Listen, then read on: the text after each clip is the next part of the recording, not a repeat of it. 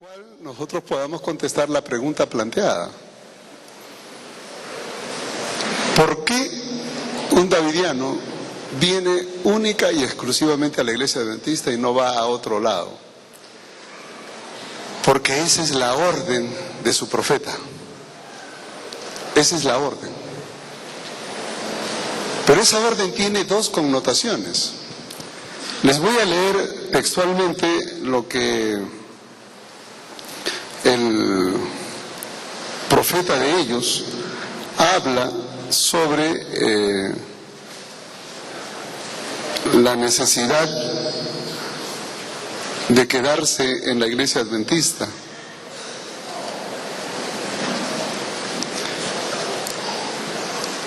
Una de las cosas que Víctor Jutef enseñaba a sus discípulos era el hecho de ser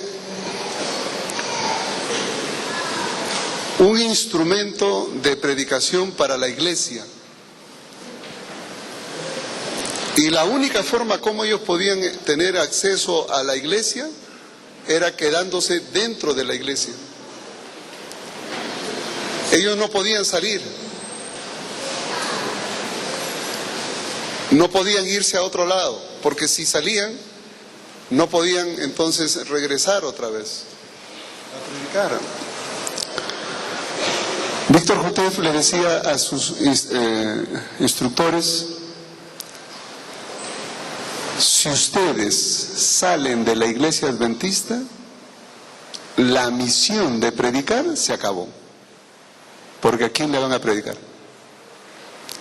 Ustedes tienen que quedarse en la iglesia adventista todo el tiempo que puedan. Y ojo, todo el tiempo que puedan, mejor dicho, el tiempo que le permitan estar. O sea, que no es por ellos, sino depende de nosotros. Todo el tiempo que le permitan, quédense en la iglesia adventista, porque si ustedes salen de la iglesia adventista, entonces ¿cómo van a predicar? ¿Cómo van a amonestar? Los que necesitan ser amonestados son los adventistas. Ella es la iglesia decadente, ellos están en pecado, en apostasía, ellos necesitan ser amonestados. Quédense allí. Si ustedes se salen de allí, entonces, ¿cómo podrán entonces amonestar? Pero la otra cosa que llama la atención es que Jutef tenía un propósito adicional. Él escribía a sus seguidores: si ustedes se salen de la iglesia adventista, cuando la matanza de Ezequiel 9 ocurra y todos los adventistas sean muertos, ¿cómo nosotros podremos reclamar la herencia? ¿Saben qué significa eso? Significaba entonces que él avisoraba el tiempo en que la matanza ocurriría, los únicos vivos serían ellos, y sí que bien vivos, y entonces al morir todos los adventistas, ¿quién se quedaba con las propiedades? Ellos. Cuando uno encuentra estas cosas en los escritos davidianos, uno se sorprende. O sea que aquí hay, como se dice, una agenda escondida. Entonces, para obligar, o vamos a decir, sugestionar a sus seguidores para que se queden en la iglesia adventista, él tomó Mateo 10.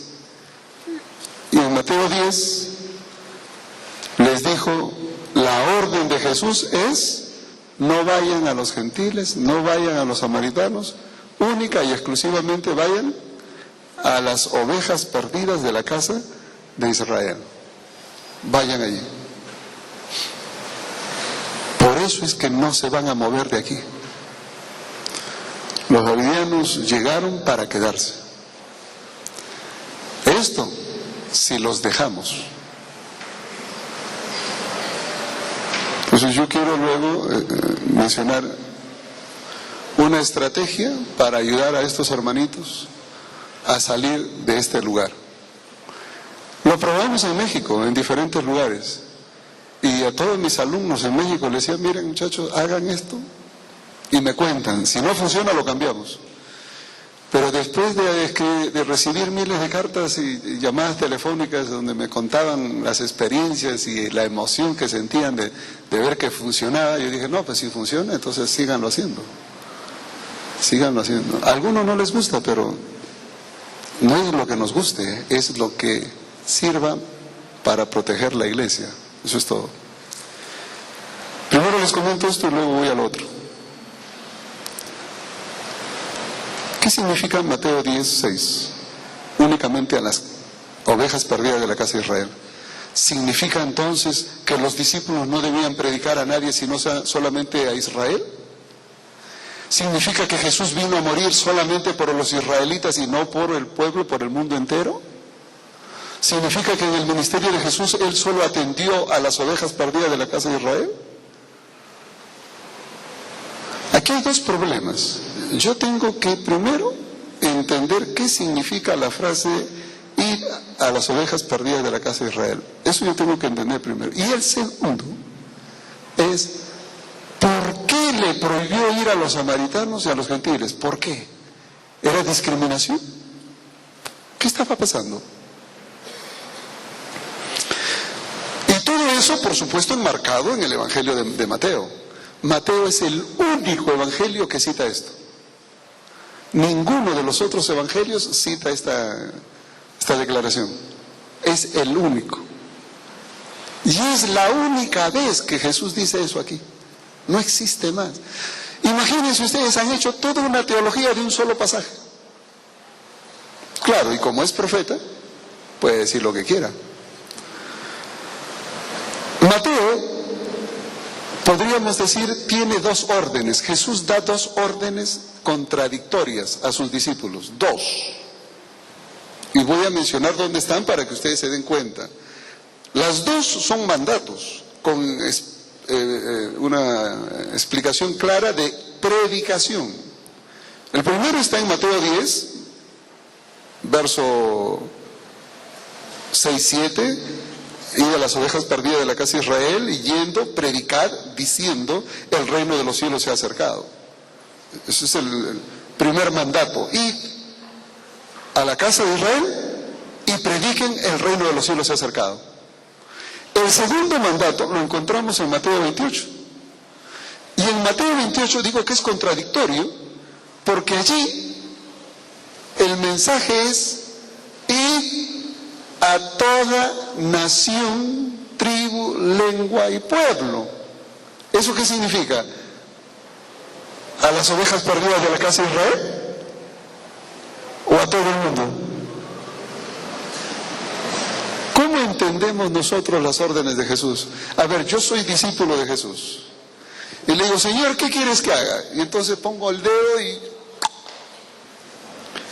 ir a las ovejas perdidas de la casa de Israel. Ajá, las ovejas perdidas de Israel, la casa de Israel, el pueblo de Dios, los adventistas, ya, ahí me quedo. Hermanito, pero vaya y predique al frente. No, el Señor me ha mandado acá. Pero es que nosotros no lo necesitamos. No, es que el Señor me ha mandado acá. Otro discípulo hace lo mismo, abre la Biblia y Mateo 28, 19, ir a toda nación, tribu, lengua y pueblo. No, pues hay que ir a donde nos lleve el viento y para allá vamos.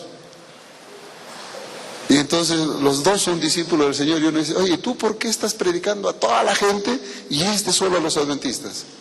No, es que es el mandato del Señor. ¿A cuál de los dos mandatos escuchas tú?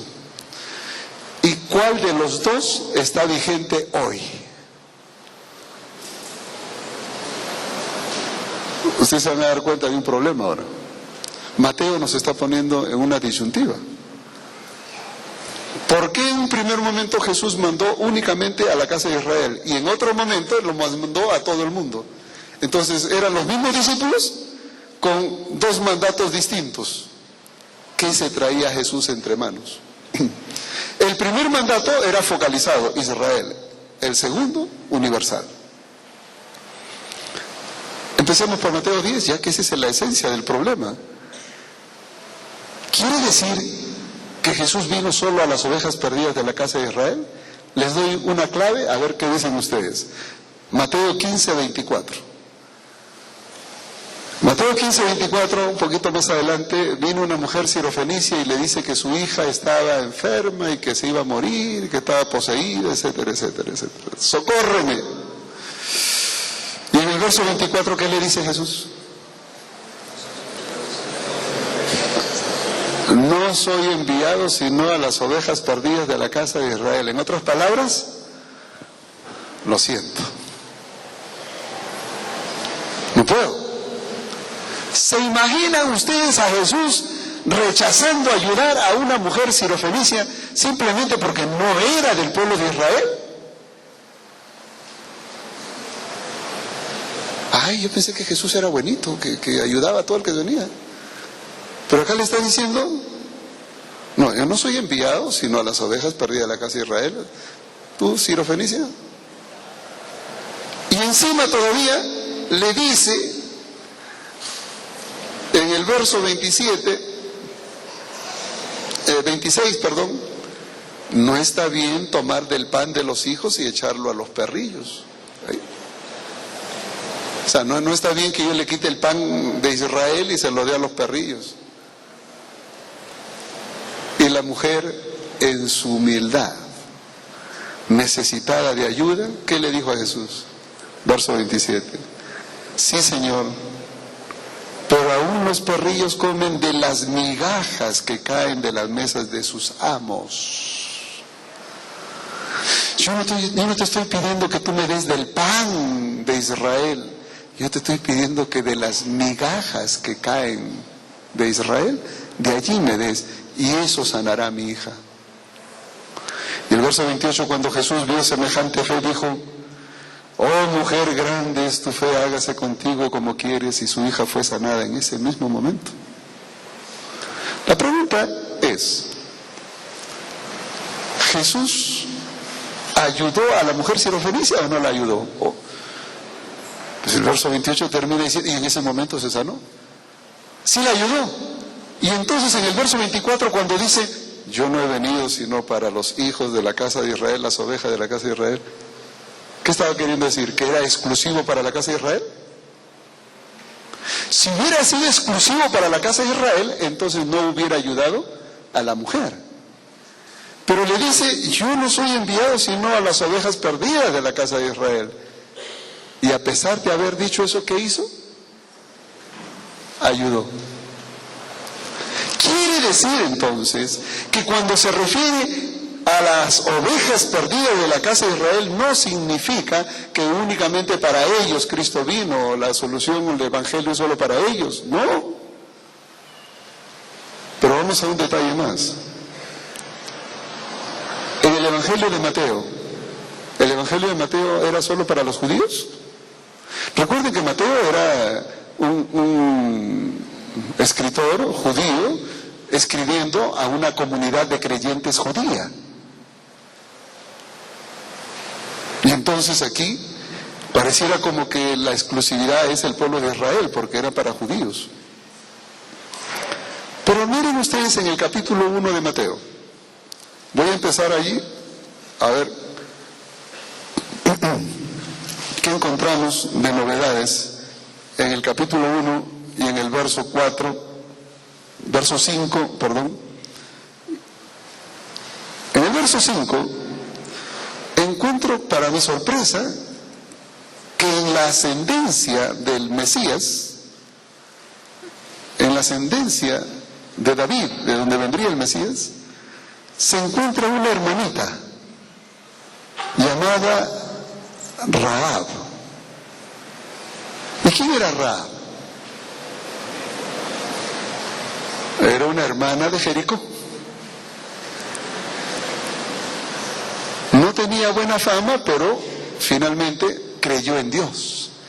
Y eso es lo bueno, que la Biblia nos habla de gente pero con un estigma social pero horrible, y sin embargo podían ser utilizados por Dios. Y esta mujer fue usada por Dios para proteger a esos dos espías, creyó en el Dios Jehová de los ejércitos, y fue salvada ella y su familia. Y ahora está dentro del linaje de aquellos que vendrían, el rey David y el Mesías. Rahab. Y luego el verso 5 nos presenta a otra hermanita, Ruth. ¿Y quién era Ruth? La moabita, idólatra. Y ahí están. Quiere decir que el Evangelio de Mateo, desde el inicio del Evangelio, presenta a los gentiles tomando parte en la acción salvífica de Dios. Y luego en el capítulo 2, cuando en el verso 2 se menciona a los reyes que vienen de Oriente, es interesante notar que esos reyes que vienen de Oriente vienen con un solo propósito. ¿Cuál? ¿Dónde está el rey de los judíos? No dice nuestro rey, el rey de los judíos. Hemos visto su estrella y hemos venido para adorarle. Encontramos a paganos gentiles venidos de Oriente con la disposición de adorar. Quiere decir entonces que Mateo, desde el mismo comienzo de su evangelio, tiene un fuerte acento evangelístico hacia los gentiles. Miren ustedes en Mateo 5, versos 13 y 14. Dos textos que nosotros conocemos muy bien. Primero Jesús dice en el verso 13, vosotros sois la sal de la tierra. Y en el verso 14 dice, vosotros sois la luz del mundo. ¿Por qué dice sois la sal de la tierra o la luz del mundo? ¿Qué es lo que trae de por medio estos dos elementos? ¿Sois la sal de la tierra? Ustedes son ejemplo, testimonio para los que los rodean. Soy la luz del mundo. Es decir, ustedes existen para evangelizar a otros, al mundo. Es decir, el concepto de llegar a los gentiles estaba implícito en el escrito de Mateo. Cuando usted lee más adelante, por ejemplo, en Mateo 24, verso 14, cuando dice, y será predicado el evangelio del reino, ¿a dónde dice? ¿A las ovejas perdidas de la casa de Israel? No, dice, a todo el mundo, por testimonio, y entonces vendrá el fin. Cuando dice que el mensaje del reino sería predicado a todo el mundo y vendría el fin, está hablando de la evangelización de todo el mundo. Y entonces, cuando viene Mateo 28, en el verso 19, id a todo el mundo, nación, tribu, lengua y pueblo, a ser discípulos, bautizando en el nombre del Padre, del Hijo y del Espíritu Santo. ¿Qué es lo que está diciendo Mateo? Está diciendo, desde el comienzo hasta el final, que el Evangelio es para los judíos. ¿Es eso cierto? No. ¿Qué profeta de Dios, por favor, qué profeta de Dios va a decir que el Evangelio de Mateo tiene un Evangelio único y exclusivamente para la casa de Israel? Cuando todo el Evangelio está plagado de un mensaje universal. Y sin embargo ese profeta existió, Víctor Jutef, el profeta davidiano. Y él dijo que ese mensaje significa que hay que ir solo a predicarle a los adventistas del séptimo día, nada más. Y aquí están.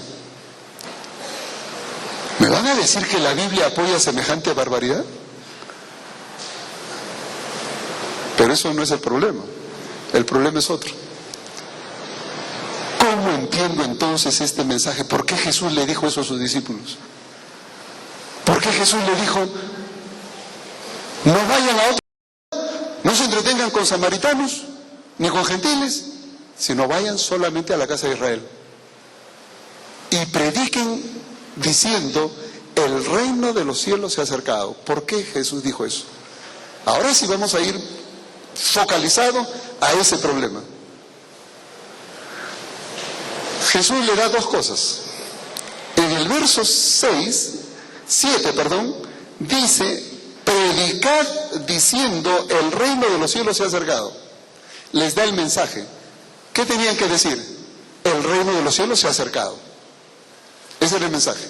De paso, cuando Jesús apareció predicando, Él mismo predicaba, según lo que dice Marcos 1:14, el reino de los cielos se ha acercado. Juan el Bautista, cuando empezó su predicación, hablaba del reino de los cielos se ha acercado. Así que todo estaba en connotación a la aparición del Mesías. El mensaje era uno: el reino de los cielos se ha acercado. Pero Jesús les da un aspecto más. No solamente les da el mensaje, sino que además hace otra cosa. ¿Y cuál es ese segundo aspecto? Miren ustedes el verso 8, perdón. El verso 8 dice: sanad enfermos, limpiad leprosos, resucitad muertos, echad fuera demonios, de gracia recibiste, dad de gracia.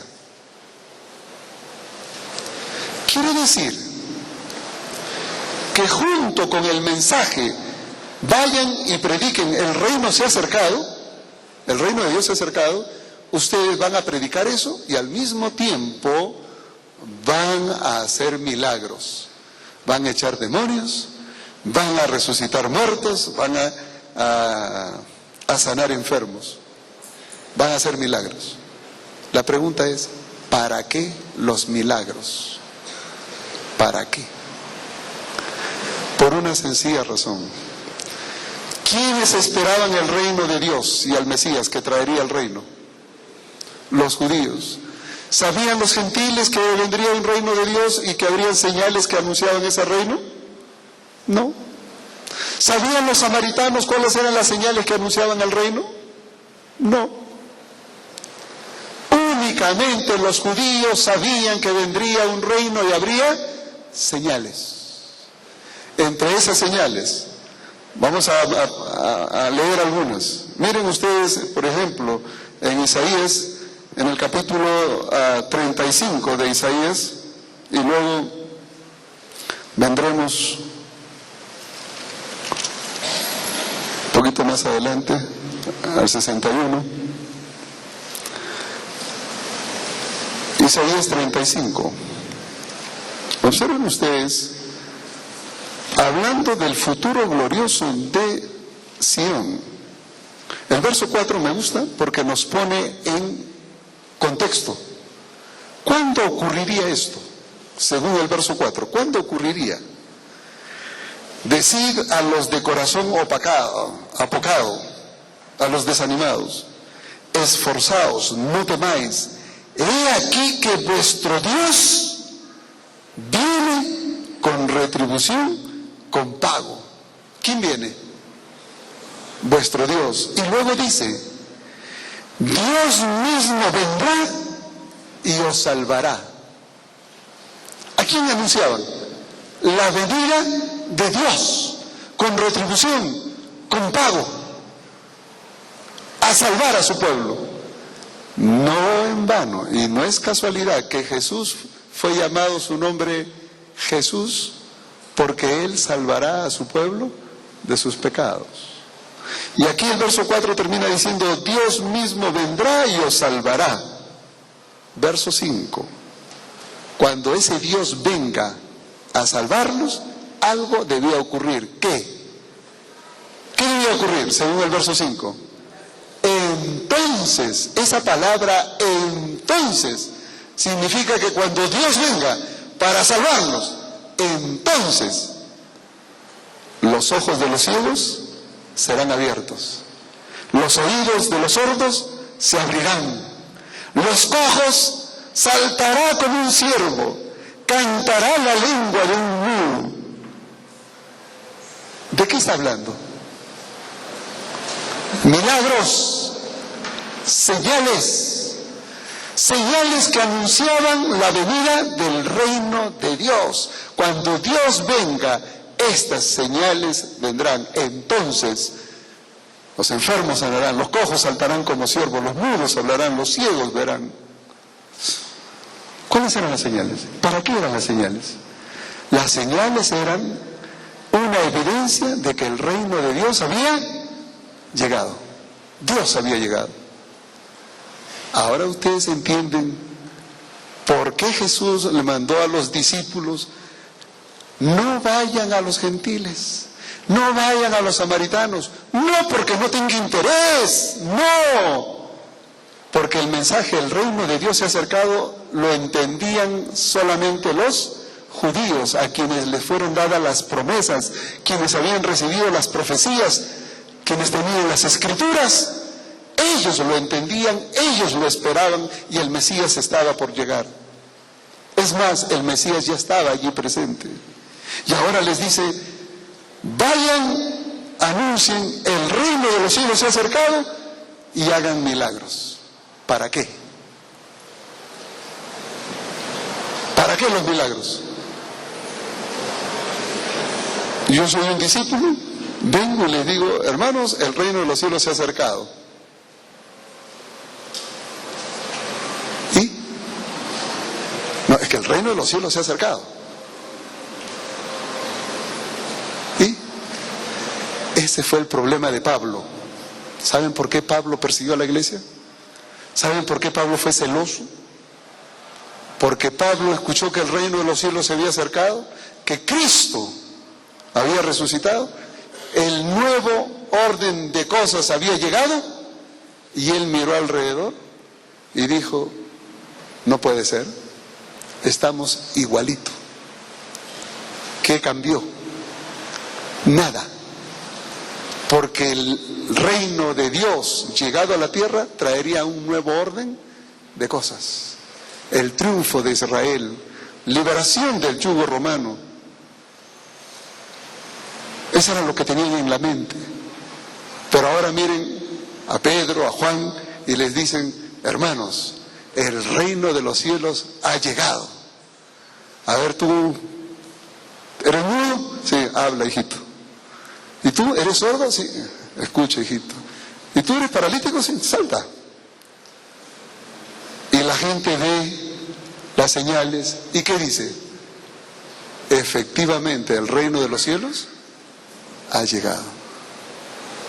¿Para qué eran las señales?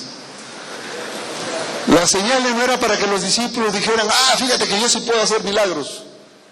No, eran una evidencia que acompañaba la predicación de que realmente el reino de los cielos había llegado.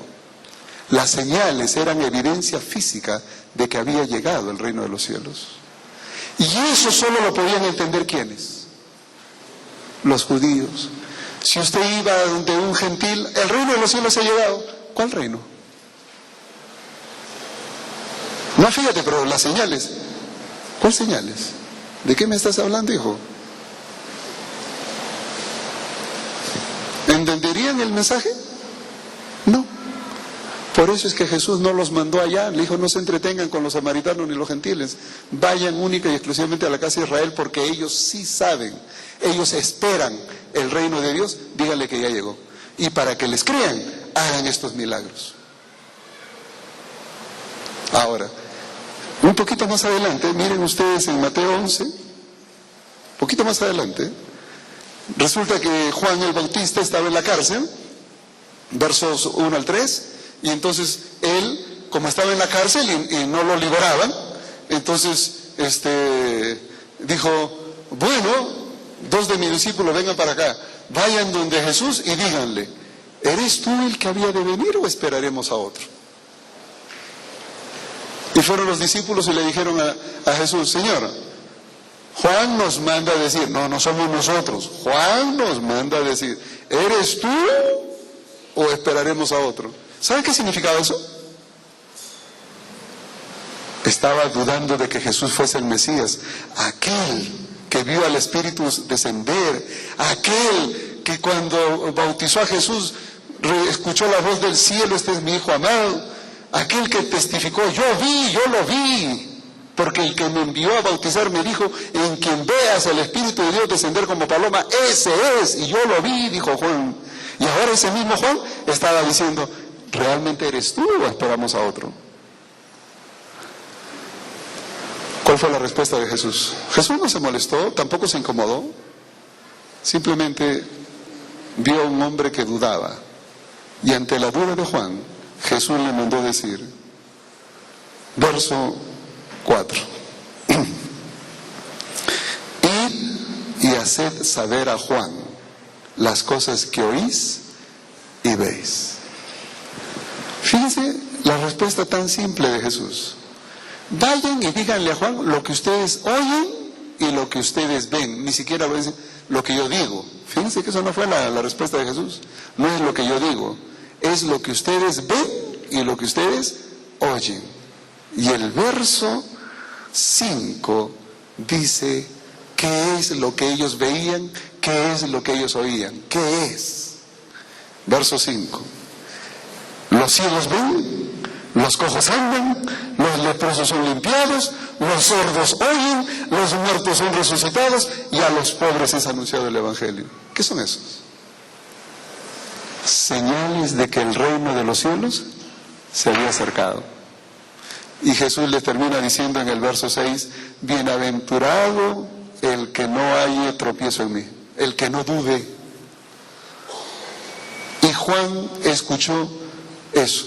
Señor, nos dijo que te digamos lo que vemos y lo que oímos. Y mira, lo que vemos es que los ciegos ven, los cojos andan, los leprosos son limpiados, los sordos oyen, los muertos son resucitados. Y Juan dijo, eso es lo que el profeta Isaías decía, que cuando el reino de Dios venga, eso acontecería. Él es. Y Juan nunca más volvió a dudar de Jesús. ¿Qué eran las señales? Las señales anunciaban la cercanía del reino. ¿Quiénes la conocían? El pueblo de Israel. El pueblo de Israel. Por eso es que Jesús le dijo, no vayan a otro lado, no vayan con los gentiles ni con los samaritanos, solamente a la casa de las ovejas perdidas de la casa de Israel. Hermano davidiano, por favor, abre tus ojos a la palabra de Dios. Jesús estaba enviando a sus discípulos a las ovejas perdidas de Israel porque solo ellos conocían las señales y solo ellos sabían que esas señales anunciaban el reino de Dios. Y Él era el reino de Dios en persona. Él personificaba el reino de Dios. Y Él estaba diciendo, vayan y digan que ya llegó el reino de Dios. Por eso es que Él envió únicamente a las ovejas de Israel. Y no vengan ustedes pues a decir que esa es la razón por qué ustedes tienen que quedarse en la iglesia adventista. Eso es lo más absurdo que puede suceder a una persona que lee la Biblia. Y me da mucha pena que un señor que se dice ser su profeta haya tenido el valor de escribirlo. A mí me daría vergüenza. Porque eso no es lo que dice la Biblia. Pero les doy un desafío más. Yo voy a ponerme en el lugar de ustedes, porque honestamente, conforme dice la Biblia, uno tiene que ponerse en el zapato del otro. Yo me voy a poner un ratito en el lugar de ustedes, es difícil, pero un ratito. Y voy a tomar este pasaje. Y quiero ser honesto al decir lo siguiente, que las instrucciones que Jesús dio a sus discípulos empiezan en el versículo 5 y terminan hasta que termina el verso 42. Desde el verso 5 hasta el verso 42, todo lo que se dice ahí son las instrucciones de Jesús. Todo. Y entonces yo, como buen davidiano, tengo que escuchar toda la instrucción de Jesús. ¿O voy a escuchar solo la parte que me conviene? Si soy honesto, tengo que escuchar toda la amonestación de Jesús. Y aquí está el problema. Jesús le dijo, no vayan a samaritanos, no vayan a gentiles, solamente a Israel. Y hagan estas señales. Además, no lleven alforja, no lleven cambio, no lleven nada. Y donde ustedes posan, allí le van a dar. Verso 11. Voy a leer el verso 11 y 12. Mas en cualquier ciudad y aldea donde entréis, informaos quién en ella sea digno y posad allí hasta que salgáis. Y al entrar en la casa, saludadla. Y si la casa fuere digna, vuestra paz vendrá sobre ella. Mas si no fuere digna, vuestra paz se volverá a vosotros.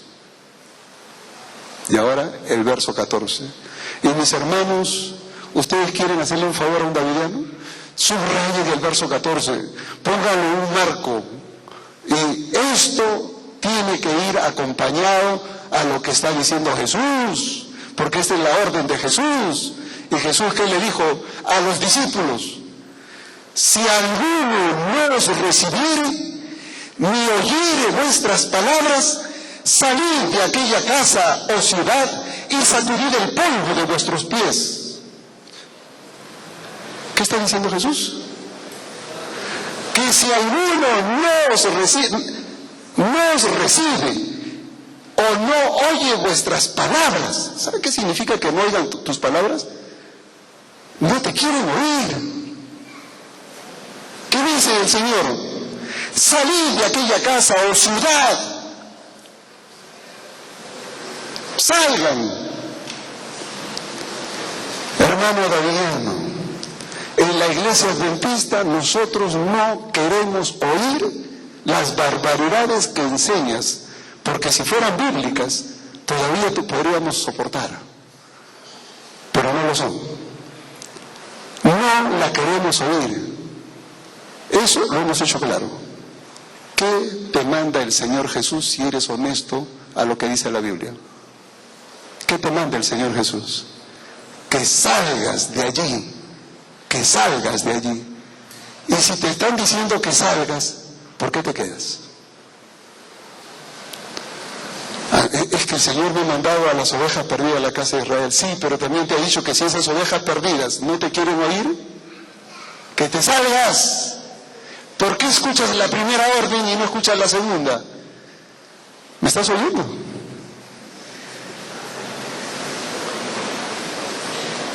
Yo no sé cómo entendemos este concepto, pero es que si tenemos que ser honestos con la Biblia, seámoslo pues. Yo no puedo tomar una porción que me conviene y dejar la otra a un lado, no, es todo. Y Jesús dice, para esa ciudad, para esa casa, el día del juicio será más tolerable lo que le pasó a Sodoma y Gomorra. Claro. Por eso es que a un davidiano le decimos, hermano, estás equivocado cuando te quedas pegado aquí en la iglesia adventista. Y si usas Mateo 10:6 para excusarte de que este es un lugar de campo misionero que Jesús te ha mandado, quiero decirte que el verso 14 te libera de esa responsabilidad. El verso 14 te libera porque dice que cuando tú llegas a una iglesia y no te quieren oír, ¿qué cosa debes hacer? Irte. La puerta está abierta. Pueden irse cuando quieran. Pero yo sé que no lo vas a hacer, ¿sabes por qué? Porque te interesa más obedecer la orden de un hombre llamado Víctor Jutev que la orden de tu Señor Jesucristo. Si eres honesto con la palabra de Dios, obedece a Jesús. Y el texto que leí al comienzo es que, como dijo Víctor Jutev, la Biblia y los escritos de Elena White apoyan a la vara 100%. ¿Eso es cierto? ¿La Biblia apoya eso? Un estudio de Mateo así somero, suave, me dice que no es cierto. Entonces, ¿cómo vas a decir que la Biblia apoya? Si la Biblia apoyara la doctrina davidiana, yo sería davidiano entonces. Pero mis hermanos, les estoy diciendo por qué no soy davidiano. Porque no se ajusta la enseñanza davidiana a la Biblia. Es una exageración, es una distorsión de exageración abrupta de la Biblia. Y no se puede tolerar eso.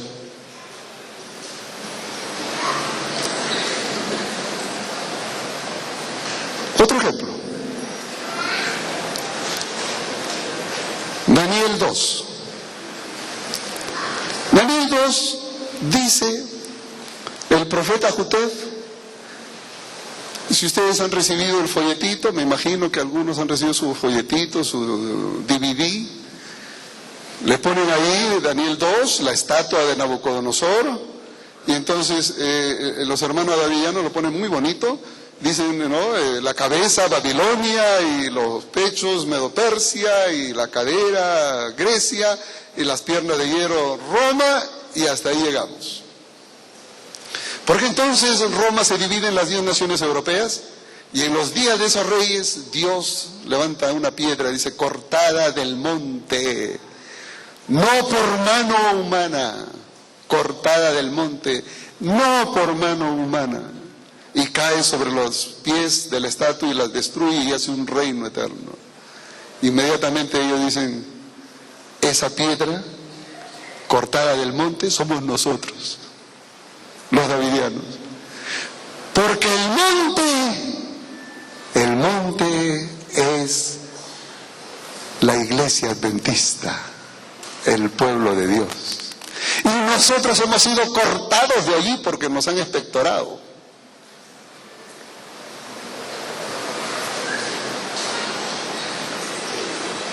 ¿De dónde viene la piedra?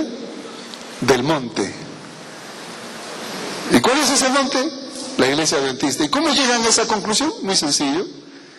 ¿Se acuerdan un día que hablábamos es el peligro de la enseñanza, como dice Isaías, un poquito aquí, un poquito allí, otro poquito aquí?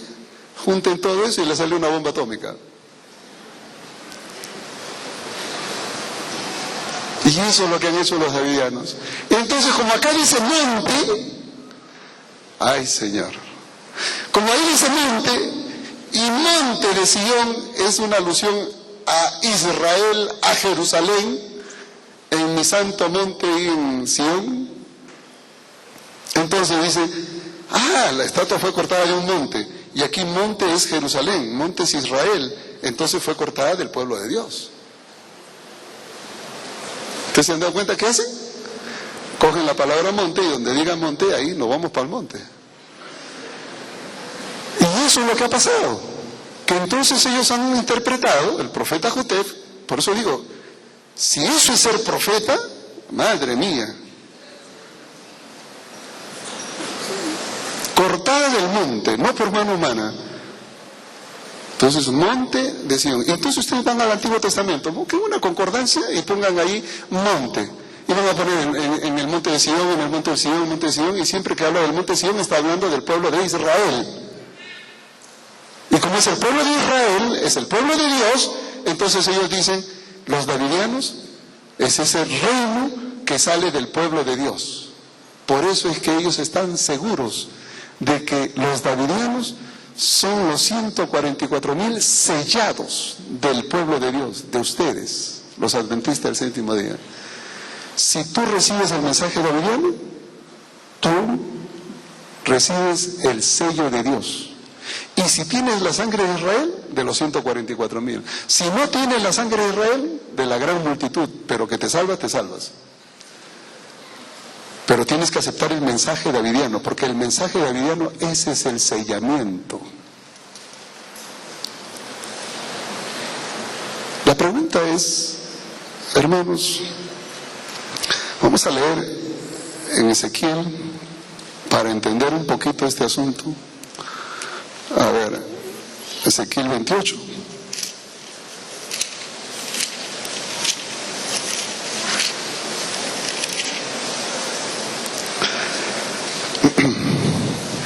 Verso 14. Ezequiel 28:14. Miren ustedes a qué se está refiriendo Jesús aquí, o el Señor, cuando dice, tú querubín grande y protector. Está hablando aquí de la caída de Lucifer. Tú querubín grande y protector, yo te puse en el santo monte de Dios. Allí estuviste en medio de piedras y de fuego te paseabas. ¿A qué se refiere el santo monte de Dios? ¿A Israel? ¿A Jerusalén? ¿A qué se refiere? Está hablando de la morada celestial. La Biblia usa el santo monte de Dios para referirse al lugar celestial. Y usa la expresión el monte de Dios, el santo monte, para referirse también al monte de Sión, al monte donde está Israel. A esos dos elementos se refiere. La pregunta es, en Daniel 2, cuando dice que la piedra fue cortada del monte, ¿a cuál de los dos se refiere? ¿Que la piedra fue cortada de Sión, Jerusalén, Israel? ¿O la piedra fue cortada de los atrios celestiales? ¿Cómo sé yo cuál es cuál? ¿Cómo puedo determinar? Porque aquí la expresión monte de Sión, y en otros lugares igual, se refiere a el cielo, la morada celestial. Los davidianos han elegido a través de su profeta decir que ese monte de Sión, ese monte al que se refiere, del cual fue cortada la piedra, es la iglesia adventista, es el pueblo de Dios. Si ellos quieren creer eso, ese es su problema. Pero si nosotros seguimos la secuencia de Daniel, voy a pedir que abramos en Daniel capítulo 2, observen ustedes el asunto del contexto. El verso 34, perdón. En el verso 34, observen ustedes cuando dice, estabas mirando hasta que una piedra fue cortada no con mano e hirió la imagen en sus pies de hierro y de barro cocido y la desmenuzó, etcétera, etcétera. Verso 45, la interpretación. De la manera que viste que del monte fue cortada una piedra, no con mano, la cual desmenuzó el hierro, bronce, barro, la plata y el oro, el gran Dios ha mostrado al rey lo que ha de acontecer en lo porvenir, y el sueño es verdadero y fiel es su interpretación. De la misma manera que viste del monte fue cortada una piedra, ¿qué ha hecho Dios? Ha mostrado al rey lo que ha de acontecer. ¿Qué está diciendo en el contexto inmediato? Que Dios es el que pone y quita reyes. Que aquí las imágenes, las partes de las imágenes, los metales, significan los reinos. Dios es el que obra las circunstancias y Él es el que permite uno u otro rey, es el que pone y quita reyes. Y de la misma manera que viste que una piedra fue cortada del monte, así Dios te ha mostrado lo que va a hacer, lo que va a suceder. Él está hablando de la forma como Dios conduce los hechos de manera sobrenatural en la historia de la humanidad, y no está hablando aquí del pueblo de Dios en ningún momento. Díganme en el capítulo 2, ¿de dónde sacan ustedes que está hablando del pueblo de Israel? ¿Dónde existe siquiera un indicio para decir que el pueblo de Israel está acá prefigurado? No existe. Déjenme leer con ustedes en 2 de Pedro capítulo 1. A ver.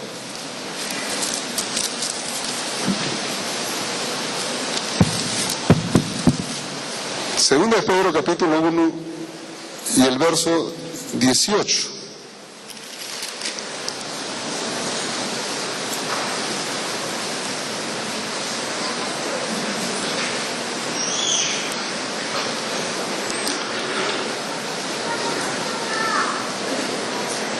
Miren lo que dice Dios ahí.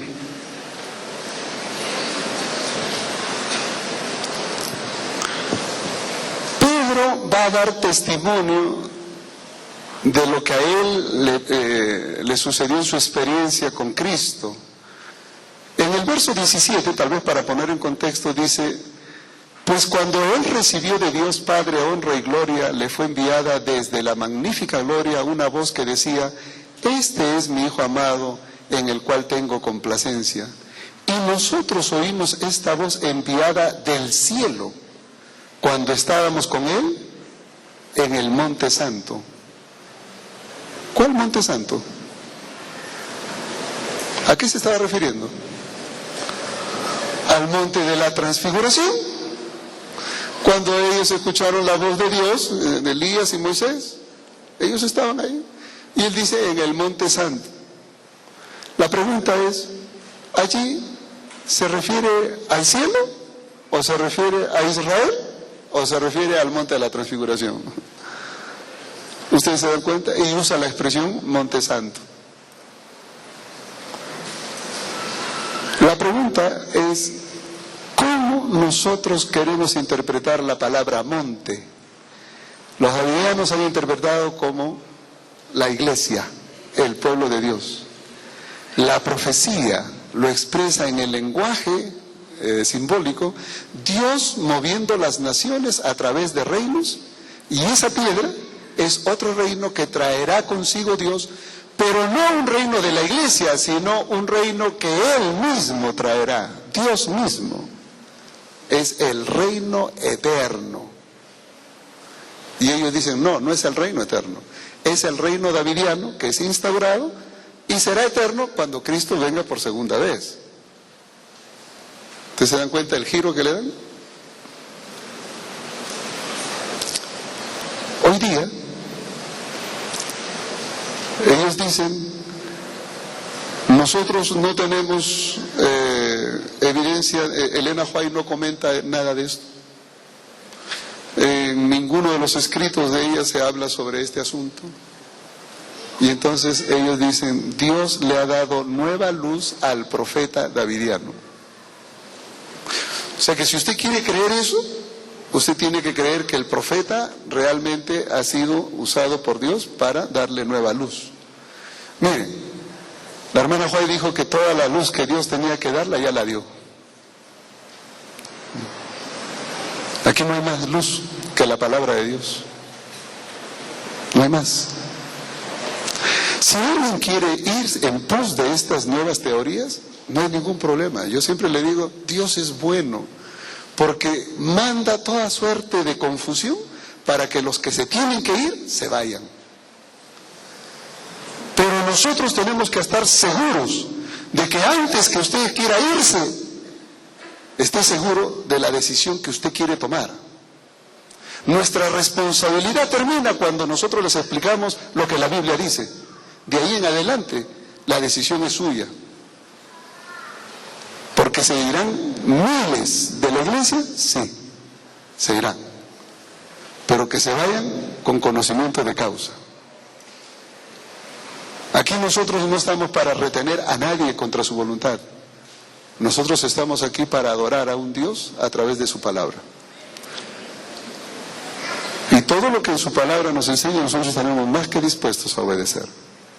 Así que el concepto del monte, la palabra monte, es una alusión al monte de Dios donde Él controla el universo y desde allí pone y quita reyes. Ese es el concepto. Es del monte de Dios donde viene Cristo en su segunda venida. Y desde la morada eterna de Dios, de allí vendrá a cumplir el cometido, el reino universal, la piedra que viene. Ellos quieren decir que la piedra es la iglesia, ese es su problema.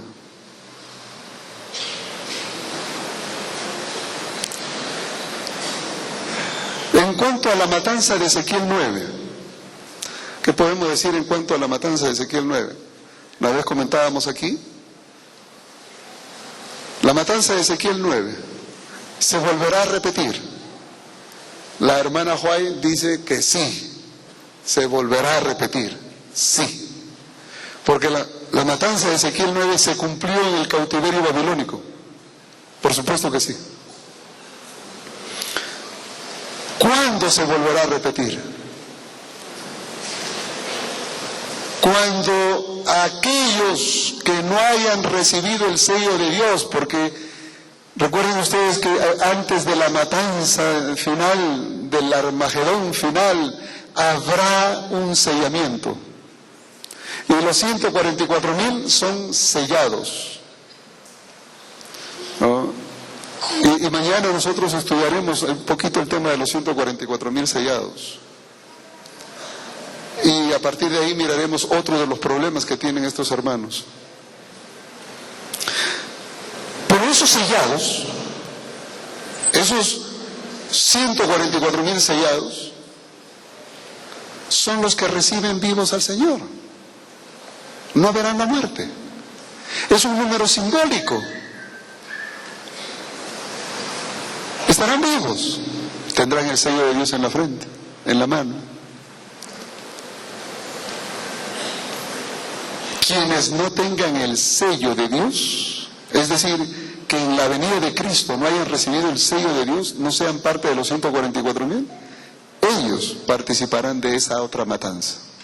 Y esa otra matanza la ejecutará Dios mismo, porque Él vendrá. Y el Apocalipsis y los diferentes libros de la Biblia señalan que cuando Cristo venga, muchos dirán: Señor, ¿no?, a las rocas caed sobre nosotros, porque queremos que nos oculten de la gloria de aquel que viene sentado en la nube de los cielos. Habrá una gran matanza. Y Apocalipsis 19 habla de eso. Apocalipsis 19, cuando se menciona los redimidos que son invitados a la cena de bodas del Cordero, aquellos que reciben al Señor, están contrapuestos frente a otros. Si ustedes miran en el verso 6, Apocalipsis 19, 6 al 9, ustedes encuentran allí una invitación. Gocémonos, alegrémonos, porque han llegado las bodas del Cordero y la esposa se ha preparado. Y el verso 9 dice: bienaventurados los que son llamados a la cena de bodas del Cordero. Estas son palabras verdaderas de Dios. Hay una cena de bodas para todos. Los redimidos vendrán allí. Aquellos que sean resucitados y aquellos que estén vivos en ocasión de la venida de Cristo, sí. Pero el verso 15 en adelante se habla de una matanza que ocurre, y ahí viene el verbo de Dios. Cristo mismo, cabalgando en caballo blanco, viene para herir la tierra. Y desde el verso 15 en adelante se habla del derramar la ira de Dios sobre esta tierra, sobre el pecado. Y los pecadores, por supuesto, que son containers de pecado, serán destruidos por causa de eso.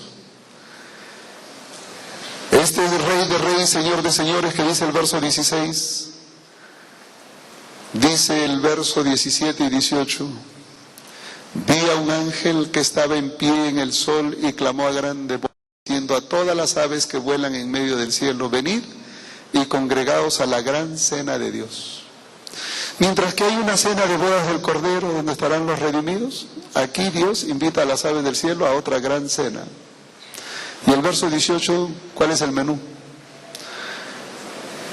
Para que comáis carnes de reyes, de capitanes, de fuertes, carnes de caballo y de sus jinetes, carnes de todos, libres, esclavos, pequeños, grandes. Y vi a la bestia y a los reyes de la tierra y a sus ejércitos reunidos para guerrear contra el que montaba el caballo y contra su ejército. Aquellos que luchan contra Dios serán derrotados por Cristo mismo, y de sus carnes la comerán las aves del cielo. Esa es la matanza de Ezequiel 9 en ocasión de la segunda venida de Cristo. ¿Se repetirá? Sí. ¿Con aquellos que no tienen el sello de Dios? Sí. Pero son aquellos que quedaron marginados de la salvación por su decisión propia de no recibir el sello del Espíritu Santo, de no ser dignos adoradores del Señor. De eso está hablando. No está hablando aquí de que hay una nueva luz y que si tú no la recibes, no recibes sello. ¿Dónde en la Biblia, por favor, dónde en la Biblia dice que el sello de Dios es el mensaje davidiano? ¿Dónde? Eso es una fábula inventada por el amigo Jutef.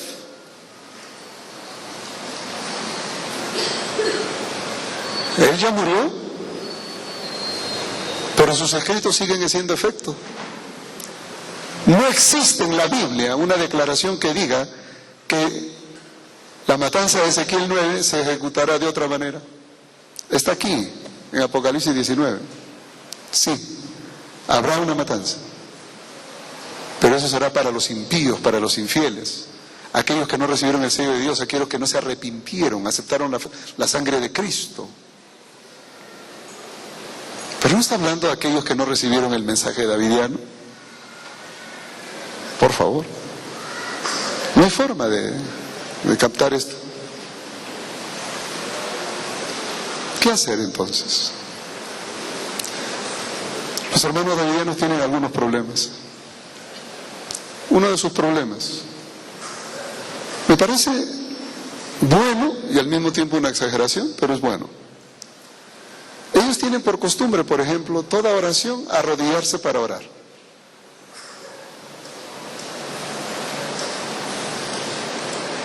Y la hermana Huay dice que en todo momento que nosotros podamos, debiéramos arrodillarnos para orar. O sea, no está mal. En nuestra liturgia, por ejemplo, algunas oraciones son de pie, otras son de rodilla. Los davidianos critican el hecho de que se ore de pie. Y yo siempre que estoy con un davidiano, para no ofender su conciencia, le digo arrodillémonos para orar. ¿Sí? Porque yo sé que ellos oran siempre de rodilla. Sí. Pero, ¿acaso Jesús no oró parado? ¿Oró parado o no oró parado?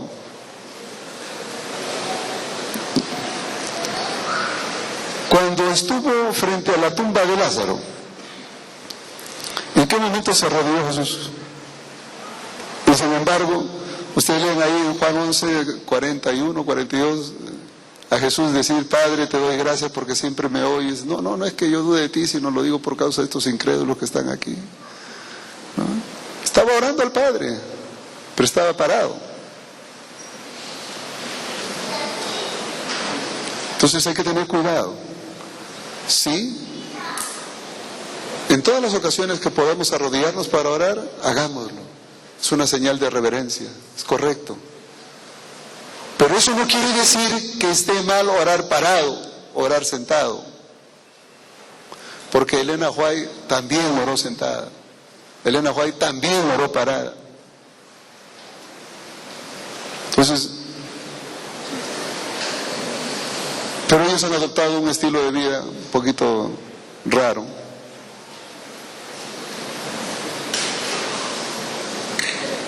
El otro elemento que tienen es el uso del velo. El uso del velo. Si supieran la discusión del velo, si alguien es profeta de Dios, debiera interpretar lo del velo de la manera correcta como está ahí en 1 Corintios 11, ¿no? El velo. Solamente una persona que es inspirada por Dios y es conducida por Dios puede hablar en el nombre de Dios. Esos son los profetas. Pero ¿qué evidencia tenemos de que Jotef ha sido inspirado por Dios? ¿Qué evidencias tengo? Si lo único que encuentro en sus interpretaciones son cosas jaladas de los pelos. Por eso es que no quiera creerle, no hay por dónde creerle. Ese es el problema. No hay por dónde. El velo. La discusión del velo pasa por entender primero qué es lo que Pablo estaba tratando de hacer con el problema del velo. Las mujeres en Corintio desafiaban la autoridad del ministerio de Pablo, estaban confrontando a Pablo. Había un libertinaje abierto, salvaje, al punto de que las mujeres parece que en su desafío se cortaban el pelo como los hombres, hasta se rapaban.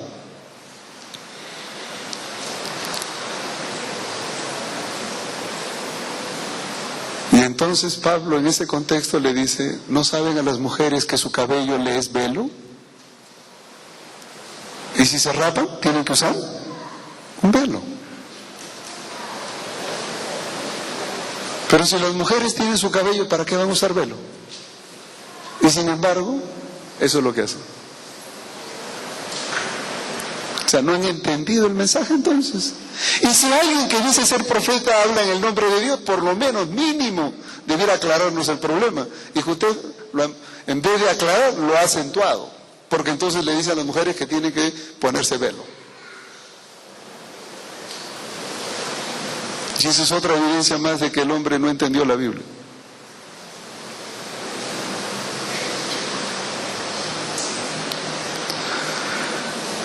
¿Qué hacer entonces? Les voy a decir qué hay que hacer cuando un davidiano viene a la iglesia. Y lo digo con cariño, pero ya mis alumnos saben que yo siempre hablo con cariño, ¿no? Es decir, para mí con cariño no significa decir mentiras, decir las cosas como son. Mira, hermanito, tienes cáncer y te vas a morir mañana, pero con cariño te lo digo, ¿no? O sea, algunos piensan que porque uno le habla con cariño le tiene que engañar. No. Miren, hermanos, pongan atención. ¿Ustedes quieren lidiar con el problema davidiano de una manera saludable? Yo les recomiendo, y le digo esto, lo que se puso en práctica en México. A algunos no les gustó. Yo recuerdo que una vez en Tijuana estuve, frontera con California, estuve dando un congreso de laicos y expresé mi inquietud. Y hubo un abogado allí de por medio que me dijo, no, que eso era inconstitucional. Yo le dije, mira hermano, le digo, yo no discuto que sea inconstitucional o lo que quiera. Lo único que a mí me interesa es que la iglesia tenga un arma para defenderse. Si usted conoce algo mejor, con todo su conocimiento de leyes, ayúdeme. Y entre tanto no haya otra forma, pues sigamos para adelante. ¿Por qué? Porque le dije, hermanos, cada vez que ustedes identifiquen a un davidiano, háganlo público a la iglesia. Háganlo público. Haciendo lo siguiente. Llega un davidiano, búsquense a un diácono o a un anciano o dos de esos bien, ¿no? Que tengan un poco de calistenia para levantar peso. Y siéntenlo al lado o detrás del hermano davidiano. Y mi hermano, usted mira a esa parejita que está ahí, usted se sienta al lado de él, vaya con otro, si quiere acompáñese. Y usted no se les despega hasta que toda la iglesia se haya ido. Ya cuando no haya nadie, ahí lo deja. Usted tiene que estar ahí. Ese es su trabajo. Pero ahí empieza el asunto, no es que ahí termina, no, empieza. Y entonces lo sentamos ahí. Y le digo, usted me hace un reporte de todo lo que hace o diga. Toma nota. Muchas de las cosas que dice son bonitas. Porque si hay una cosa que los davidianos saben, es la escuela sabática, se la saben de memoria, muy bien estudiada. Por eso es que ellos estudian bien para que lleguen a la iglesia y como participan, y los hermanos que no estudian, como de costumbre, dicen, ay hermano, usted sí sabe, venga, enseñe usted, y le dejan, y ellos pasan de visitas a ser líderes en la iglesia, y de ahí se atraen la amistad de los hermanos, y no pasa nada. El trabajo de los davidianos no es dentro de la iglesia, es ahí afuerita, pero empieza adentro. ¿Saben cuándo? Ganándose la amistad de los hermanos aquí adentro.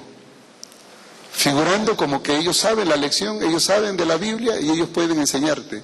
Cuando sales afuera, dice, hermano, nosotros estamos haciendo un grupo pequeño, le gustaría, podemos llegar a su casa, estudiar la Biblia. Ah, usted es el hermano que dio la lección, sí, véngase. Y se lo van y cuando se meten a su casa, tiene el lobo dentro. ¿No? Después les voy a dar a hablar a este hermano. Ahorita, déjenme terminar. Les digo lo siguiente, hermanos. Observen ustedes. Cuando nosotros encontremos a un davidiano, pongámosle un guardaespaldas y luego digámosle a la iglesia, hermanos, damos la bienvenida a todas nuestras visitas, De manera especial queremos llamar la atención a esta hermanita que está ahí de vestido amarillo y el hermano que está de camisa roja.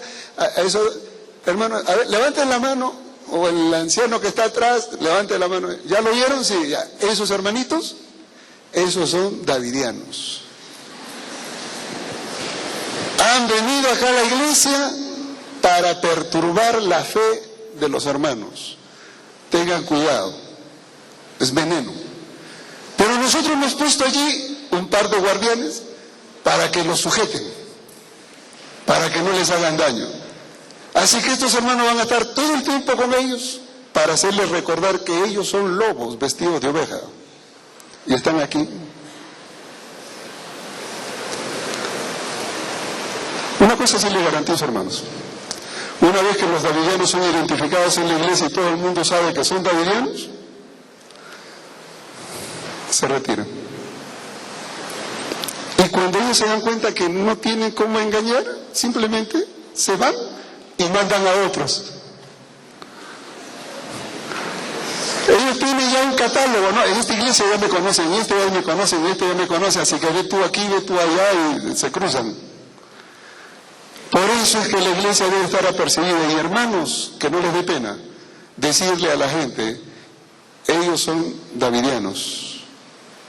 Son gente buena, que vienen con nobles intenciones, pero traen veneno para aquellos creyentes adventistas, porque es la verdad.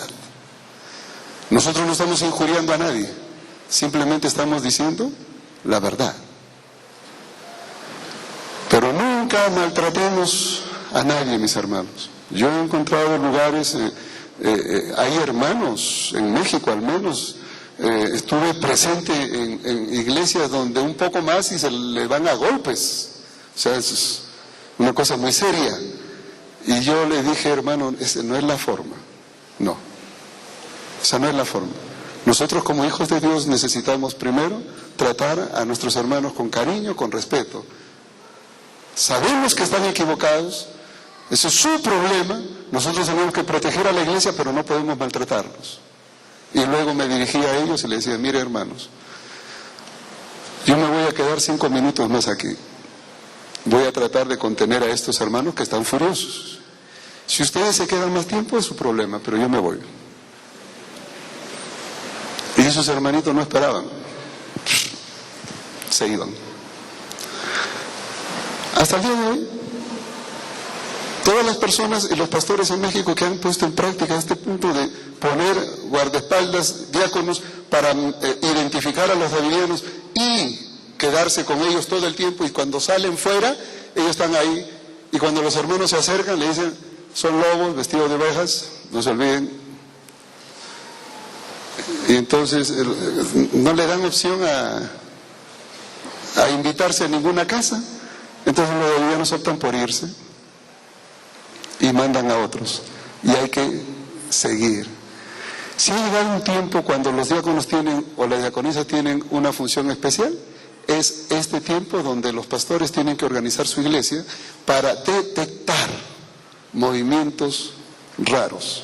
Cuando usted ve una visita por allí, un poquito media rarita, no tenga temor en ir y decirle, hermano, yo se los he dicho muy claramente, hermano, ¿de qué iglesia nos visita?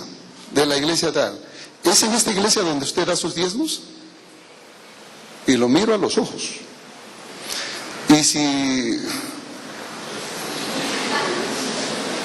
no da diezmo en esa iglesia, quiere decir, usted no es adventista. Ya. Porque todo adventista sabe que sus ofrendas y diezmos la da en una iglesia donde pertenece. Y conoce al pastor, conoce al tesorero.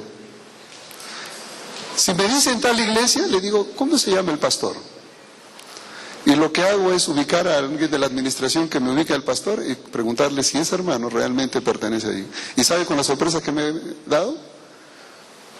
Que esos hermanos se saben los nombres de los pastores donde eran miembros de iglesia, los siguen usando como gancho, pero cuando uno llama al pastor dice, ah, sí, ese hermano lo defraternizamos por davidiano. Ah, le digo, está aquí visitándonos.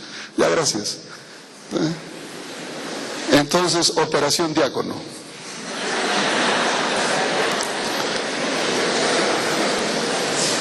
¿Y ya? Hermanos, nosotros tenemos que lidiar con un problema. Hagámoslo con cariño, pero al mismo tiempo con firmeza. Los davidianos han venido para quedarse y necesitamos tener mano firme para hacerles saber que en nuestra iglesia no le vamos a permitir trabajar extraviando la fe de los hermanos, porque tenemos responsabilidad que cuidar una iglesia. Y la otra es que si podemos decirles dónde están sus errores, con gusto. No, yo a algún davidiano le digo, mira hermano, primero explícame este pasaje y después seguimos hablando. Esta tarde lo único que he querido es introducir el problema, ver el asunto doctrinal en cuanto a por qué la iglesia adventista, qué es lo que creen en cuanto al reino venidero, qué en cuanto a la matanza. El día de mañana nosotros hablaremos acerca de los 144,000. ¿Son literales, como ellos dicen? ¿O son simbólicos, como la Biblia presenta? ¿Quién tiene la razón? ¿El profeta Jutef o la Biblia? ¿Qué podemos aprender de todo esto? Mañana hablaremos de los contrastes entre lo que dice Jutef y lo que dice Elena White. Porque, como dicen ellos, la Biblia y Elena White apoyan al 100% los davidianos. Eso es una falsedad. Y de eso ha sido mi esfuerzo, tratar de demostrar que eso no es cierto. Eso es todo. A mí me hubiera gustado estar equivocado, es decir, me hubiera gustado saber de que verdaderamente los davidianos tenían algo de verdad. Digo, me hubiera gustado porque encontrar algo bueno, pero realmente no hay nada bueno. No hay nada. Lo único bueno que tengo que rescatar de esta gente es que es noble, es humilde, viven los principios de salud muy sinceramente, son muy reverentes. Ojalá nosotros pudiéramos copiar esa partecita. Ojalá. Voy a dejar los minutos que restan, 5, para hacer preguntas, porque más de uno debe tener alguna pregunta, y este es el momento. Si alguien quiere preguntar, es el momento. Yo lo único que quería mencionar es que, gracias a Dios, hoy día tenemos alguna literatura que puede hacer la diferencia. Yo no sé cuántos de ustedes, mis alumnos, cuando me dicen, oye pastor, ¿y cómo explica esto, aquello y lo otro? Le digo, muy fácil, le digo, hijo, muy fácil. Mira, coge el volumen de esta serie de teología, coge este volumen, lean los 9 volúmenes. Ahí tienen la base de nuestra teología. Léelo, le digo, y después que lo lees viene y hablamos. ¿No? Sí. Otro viene y me dice, pastor, sobre Apocalipsis. Yo le digo, mira, qué suerte. Estos 2 libros del simposio de Apocalipsis estaban en inglés, acaban de ser traducidos. Saben que yo leí estos libros hace 22 años. Y algunas de las cosas que me ayudaron a entender, inclusive el asunto de los 144,000, están aquí. Y de hecho, en el libro, yo cito este libro en inglés. Y qué bueno que ahora está en español. Y entonces cuando vienen con preguntas de Apocalipsis, les digo, miren, aquí tienen los simposios, léanlo. Y si después de leerlo tiene problemas, yo le ayudo. Pero es que no se puede ayudar a una persona que no ha leído, es decir, tiene que tener una base. Y entonces, aquí en Yatpa tienen hoy día la oportunidad de mirar esos libros. Le dije al hermano que trabaja acá, qué bueno que hay libros en español, para aquellos que quieren saber un poquito más de la doctrina. Bien, ¿hay alguna mano? Aquí hay una mano. Véame. Pastor, primero disculpas que no hay problema. Te le interrumpí. Primero que todo, no soy davidiano.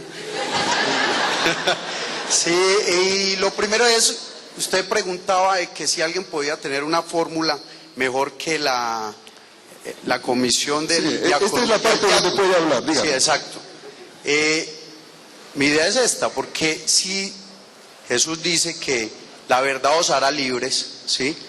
pues hacer lo que hacerlo, pero desde el pastorado. O sea, decirle, alguien de aquel diácono es davidiano, y si nadie dice que es davidiano, pues nadie le va a creer a esa persona, porque si la estrategia de esa persona es llevarse las personas, ¿cierto? Entonces, ¿quién va a creer en alguien que no sale a la luz y dice, sí, yo soy davidiano?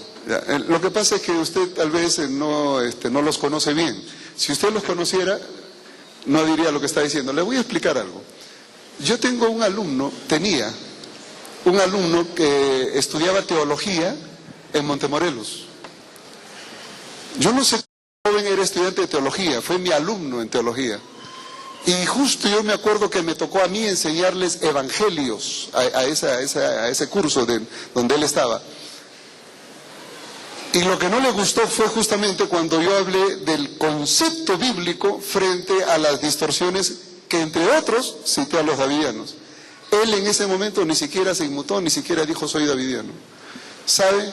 Nosotros nos enteramos que era davidiano 6 meses después, cuando en el segundo año no regresó a estudiar y usó la identificación que se le dio en la Universidad de Montemorelos, la usaba para ir a todas las iglesias y decir soy estudiante de teología de la Universidad de Montemorelos, y entonces puedo dar simposio, puedo dar esto, y le abrían las puertas, y entonces él empezaba con su doctrina. Y un día nos llamaron y nos dijeron, oye, aquí hay un muchacho, y yo le digo, sí, y mira que está enseñando esto, aquello y el otro. No, le digo, este es davidiano. ¿Quién es? Fulano de tal. Ay, madre.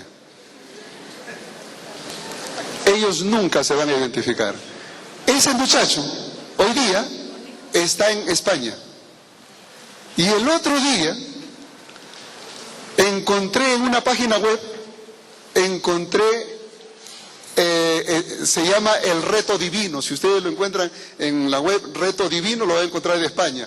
Él dice, Iglesia Adventista del Séptimo Día, estudio del folleto de la lección, etcétera, etcétera. Y le pone ahí el folleto de la lección, hace el repaso y todo lo demás. Y él se identifica como Adventista del Séptimo Día, etcétera. Yo escuché su presentación y después que la escuché, entré a su email y le mandé un correo electrónico. Y le dije, oye, le digo, ¿por qué eres hipócrita? ¿Por qué te presentas como lo que no eres? Tú dices que eres adventista y no lo eres. ¿Por qué no dices que eres davidiano y se acabó el asunto? Y él me dijo entonces, ¿se acuerda usted cuando nos enseñaba evangelios que Jesús ocultaba su identidad porque no quería apresurar su muerte? Ya llegará mi tiempo y entonces me voy a dar a conocer. Cuando me contestó semejante cosa, le volví a decir, ¿eres tú Jesús? ¿Alguien te va a crucificar? ¿Tienes que esconderte? ¿Tienes un tiempo asignado para morir? ¿Puedes aplicar todo lo de Cristo a ti? No. ¿Por qué lo haces? Tu inclinación davidiana te lleva a tergiversar la doctrina, aún en eso. Y él dijo, ya llegará el tiempo. Y sabe que hasta ahora él sigue engañando a los hermanos allá de que es adventista. ¿Y sabe lo que yo hice? Transferí todas las emails que yo le mandé a él y la respuesta que él me dio, se las mandé al pastor allí en Madrid y le dije, tome cuidado porque este hombre davidiano hoy día está identificado allá. Ellos no se van a identificar, nunca. Le digo, hermanos, ¿cuántos son davidianos? Levanten la mano. Yo sé que no la van a levantar. Tendría que ser un novato y de esos bien novatos.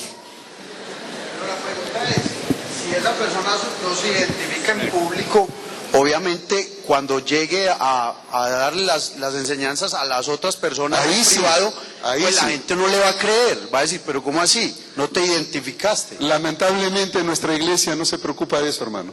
Nuestra iglesia, cualquier persona que viene y te trae algo bonito que escuchar, le abre la puerta. Lamentablemente. ¿Hay alguna otra inquietud? Sí. Pastor. Dígame. Pastor, hablaba de dos grupos pues principales, los conservadores, el bloque conservador. ¿Y los radicales? Sí, y el liberal. La diferencia que daba es de Ezequiel 9, que unos afirman que la matanza la van a efectuar los ángeles y otros ellos mismos. Aparte de esa diferencia, ¿qué otra grande doctrina difieren esos grupos? Bueno, ellos tienen variantes, no solo ellos, sino diríamos que entre grupo y grupo hay diferentes opiniones. Algunos creen que el rey David será el mismo rey David resucitado, traído de nueva vida, que el que reinará en el reino davidiano. Y otros dicen, no, no será el mismo rey David, sino otra persona que cumplirá el rol del rey David. Aún en eso están un poquito confundidos. Otra idea es el asunto de Elías. Algunos piensan que Víctor Jutef es el Elías. Otros dicen, no, él no era el Elías, yo soy el Elías. Cada quien se identifica como el Elías. Entonces tienen un lío sobre el Elías, tienen un lío sobre David, tienen un lío sobre estos otros elementos. Y como digo, miren,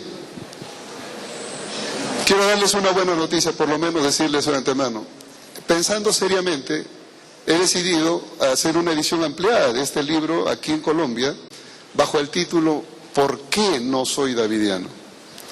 Y estamos haciendo coordinaciones con la Unión aquí para ver cómo hacemos la publicación, para que los hermanos en Colombia tengan la oportunidad este fin de año de poder conseguir literatura que les enseñe esto y otros elementos más, y puedan tener ustedes algo que les ayude a enfrentar un dilema que, créanme, llegó para quedarse. Voy a agradecer, Pastor Cardona. 10 minutos, sí, no, gracias. Como me gusta empezar a tiempo y terminar en el tiempo asignado, yo pensé que estábamos, pero si me dan 10 minutos más, las preguntas siguen. Dígame. Ya. Un ratito, ahí tiene el micro allá y después le doy. Ya. Pastor, 2 preguntas. ¿Por qué ellos se toman como iglesia adventista siendo reforma? ¿Por qué no tienen otro nombre fuera adventista? Segundo, ¿por qué ellos dicen que los diezmos sobre los diezmos y ofrendas y que ellos lo están dando? Bueno, en mi casa hay una persona de esas. Sí.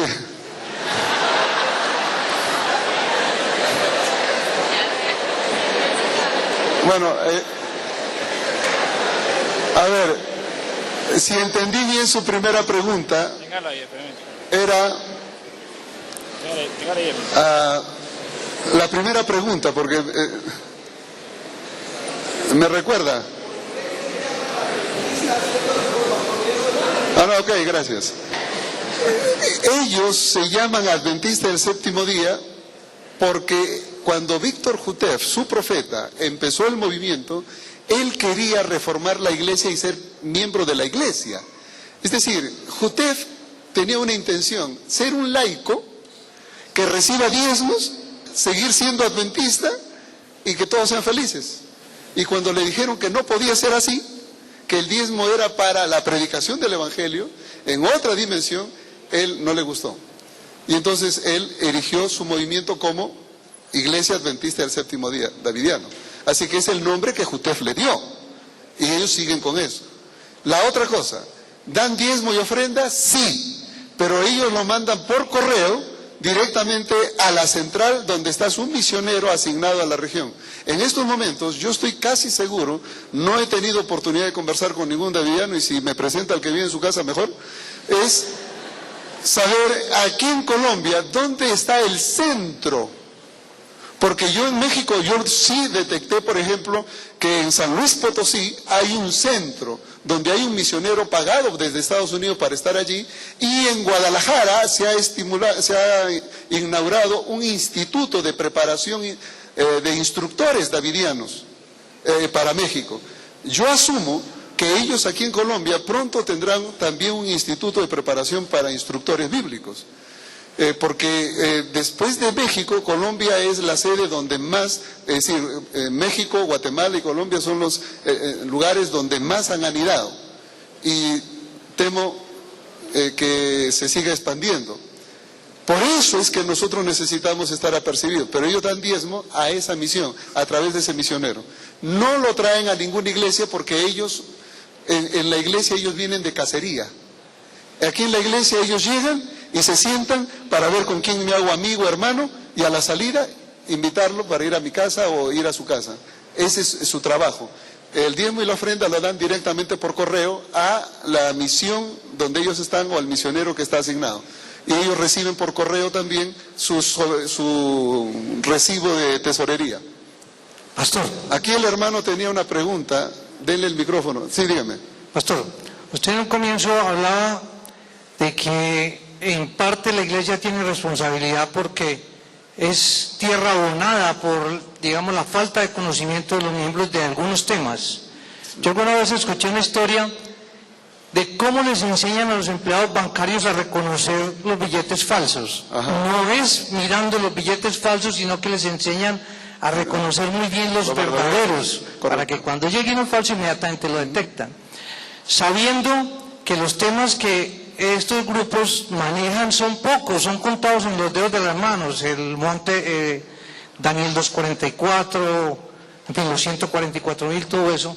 ¿Por qué la iglesia entonces no ha preparado, capacitado pastores, personas que conozcan muy bien el tema para que muestren el verdadero mensaje y revelen el falso? Bueno, yo quiero decirles que la iglesia tiene muchas preocupaciones con qué lidiar. Lo único que sí puedo decirle es que Dios me permitió a mí tener esta experiencia y lo que usted dice está puesto acá.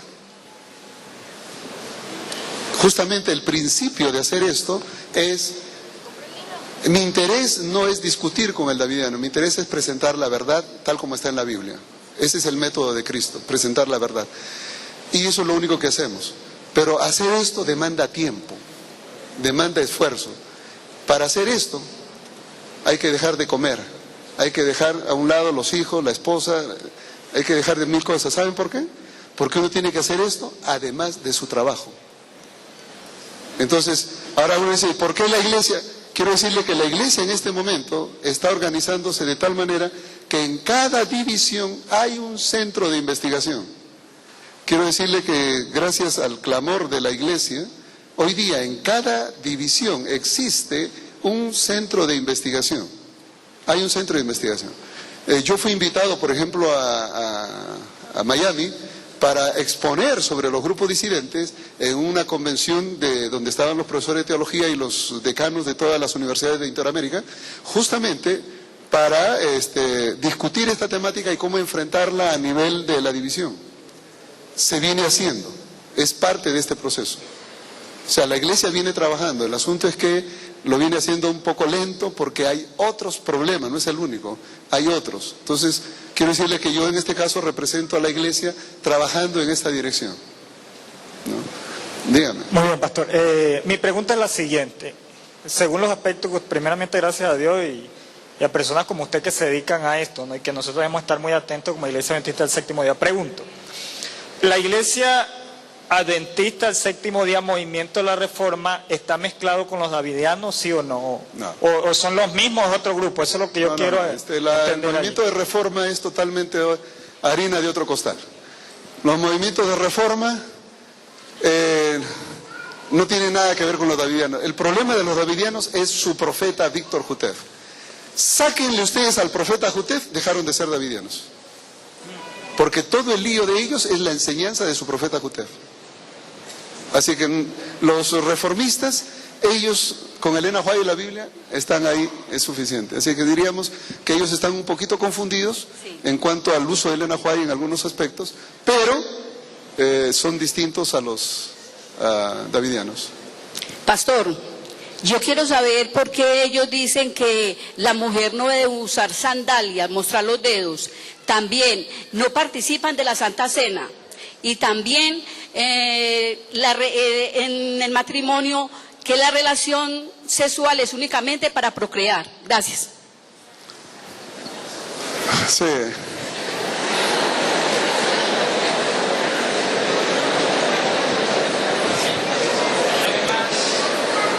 Gracias.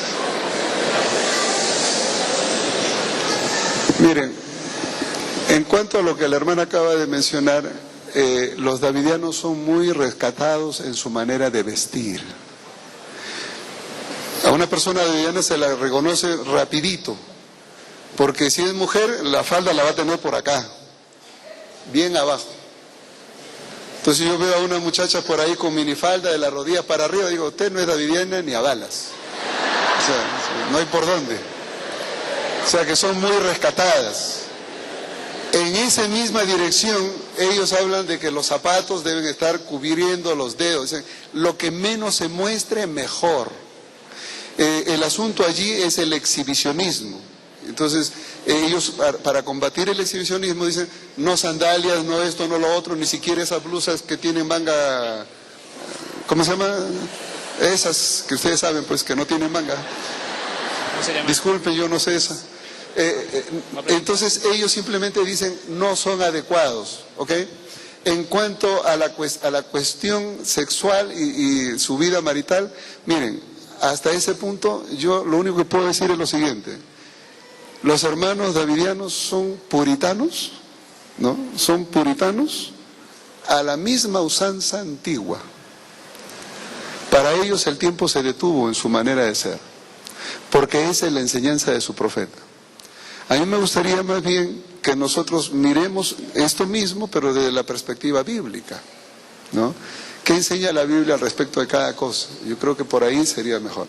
Pero cuando la hermana pregunta, ¿por qué? La única respuesta que le puedo dar es porque su profeta les ordena así. Lo que acabo de decir hace un momento, quiten la enseñanza de Jutef, de los davidianos, y ellos dejan de hacer todo lo que están haciendo. Porque es la enseñanza de su profeta el que les ha dado el matiz.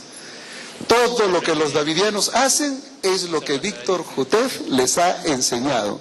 Y desgraciadamente lo único bueno, rescatable de toda la enseñanza davidiana es que son reverentes adoradores y tienen la reforma pro salud bien en serio. Y eso es digno de imitar, solo eso. Que el Señor los bendiga. Bueno, el tiempo se nos acabó.